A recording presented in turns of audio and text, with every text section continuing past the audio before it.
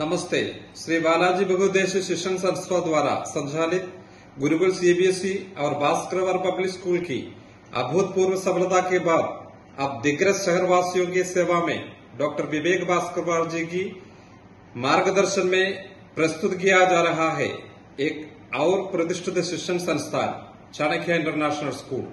शिक्षा में उत्कृष्टता और बेहतरीन सुविधाओं के साथ 2025-26 के लिए प्रवेश शुरू हो चुके हैं।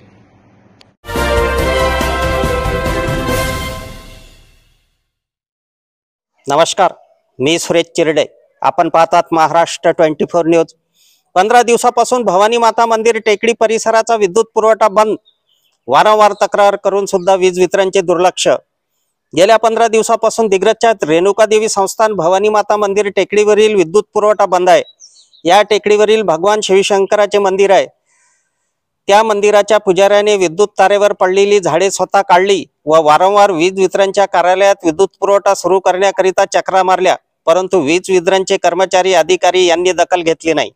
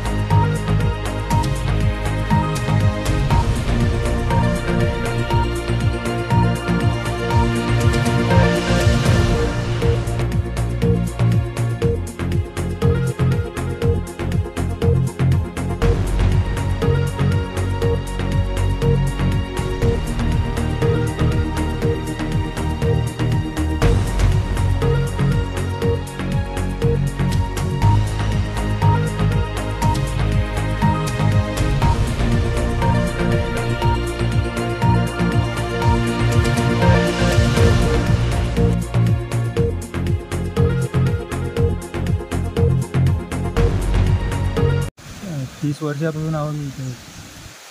झाडं गिडे हे पूर्ण मीच लावले। हे 15 दिवस झाले लाईन बंद आहे, पूर्ण अंधार आहे। रातच्या इंगळे निघा लागले, दोन इंगळे, 2-3 काल परवा दिवशी ते तिला उडत नाही का, ते मकोडा कानात गेला, निघत नाही। एक दिवस